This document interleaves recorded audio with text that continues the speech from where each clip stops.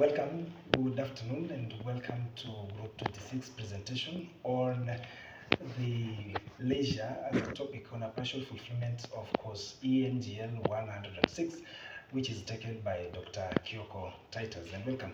As we look at leisure, we ask ourselves, what is leisure? Leisure, this is the time when one is not working, or rather, it's referred to as free time. And under leisure, we have four types of leisure. We have pure leisure, we have anomic leisure, we have institutional leisure, and we also have alienated leisure, whereby we say this pure leisure, this is where you experience total freedom of choice on what you want to do that motivates you. And secondly, when we talk about institutional leisure, we talk about the recreational activities like walking, reading, dancing, that you indulge yourselves when you are free. And we also have the alienated leisure, whereby this arises from the lifestyle that one has over a week, or we can also say that weekly occurrences. And under this leisure, we also have some advantages of the same leisure, whereby it develops personal development and growth. It increases one's self-esteem and self-reliance. It creates more fun to people, especially if people are dancing and people are walking or reading books.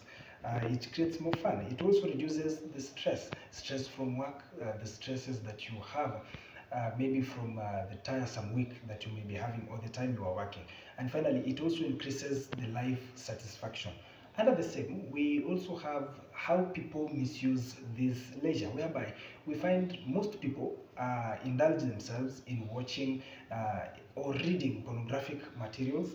People can also indulge themselves in the taking of drugs such as alcohol and bang.